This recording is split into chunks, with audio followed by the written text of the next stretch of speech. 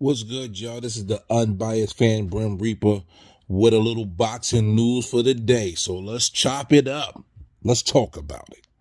So, it looks like Tank Davis is breaking some gate numbers at the Capital One Arena, I think it is, in Washington, D.C.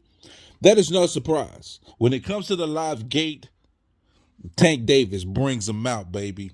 Tank Davis brings them out. I think at this point it's safe to say that he's PBC's number one fighter. Tank Davis brings the people out. Now, the pay-per-view numbers, that's going to be a different conversation.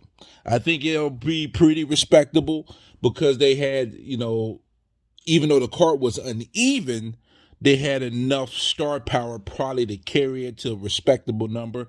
I wouldn't be surprised if it did at least 300K. I would hope it at least did that much, just for the, because I'm a Tank fan, so I want Tank to do well. I want him to do well. And when it comes down to his numbers in the ring, I'm not a fan of PBC and how they do business, but that don't change how I feel about Tank Davis. I think Tank Davis is much more talented than people give him credit for.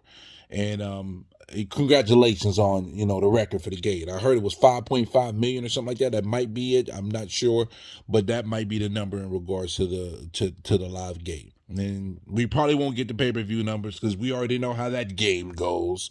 But moving on, next set of news, we got I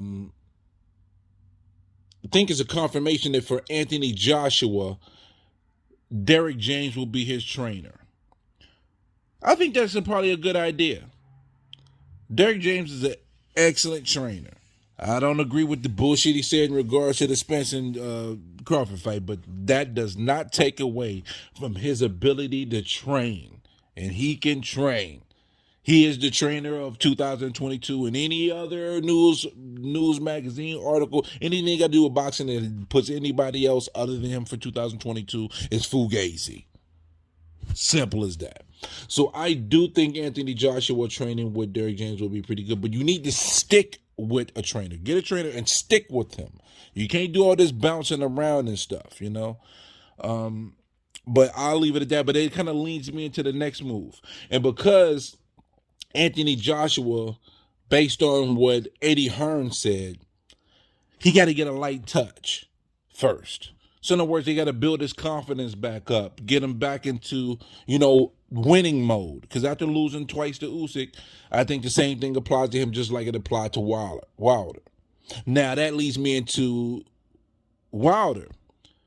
I had spoke about the fight happening, then the fight not happening, but because of Anthony Joshua, and I think that we know that he is not going to fight Deontay Wilder right off the bat. I do think they fight this year or early next year, but it's not going to be the first fight.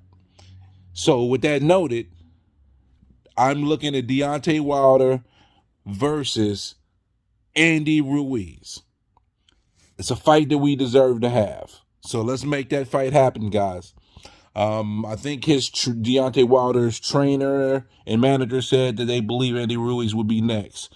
I did report about how Andy Ruiz said who's next, so that's what made me think the fight wasn't going to happen after thinking it was going to happen. But because of Anthony Joshua's situation, there's no way they're going to put another fight together against somebody that's not going to at least move the needle a little bit. They can't have another Robert Helenius unless they want another 75K pay-per-view event. I think with an Andy Ruiz fight, that will warrant 200,000 buys, with a pay-per-view with that type of fight, because they're going to get my money if they make that fight. So make that fight. You can have my money, and I will enjoy that fight.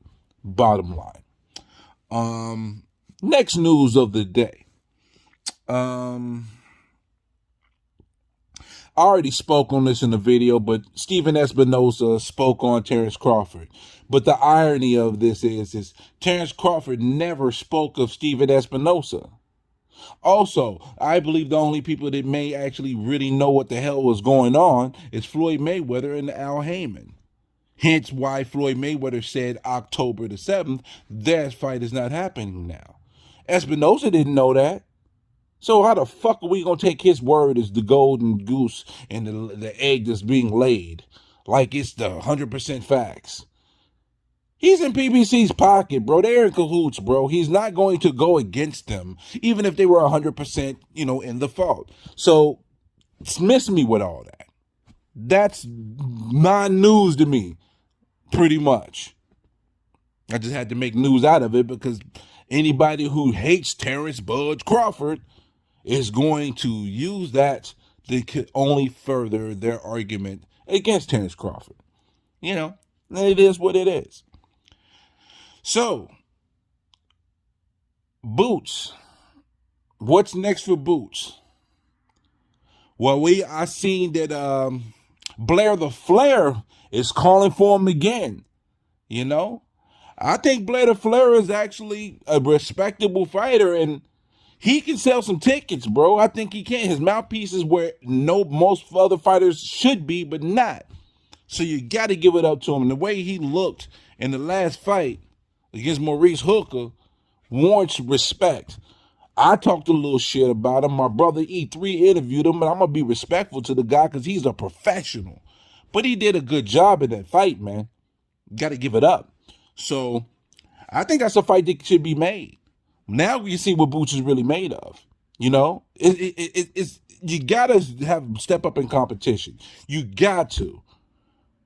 Because what we saw last fight, we saw the deficiencies. We saw the, inability to effectively cut the ring off to be able to land the punches. Yeah, swinging wild in the air, not getting the proper timing and distance for your punches, and taking too many shots versus a fighter who don't have the hands to put you on the canvas. So if you face somebody that's of a much higher caliber, them same punches is going to give you a different feel.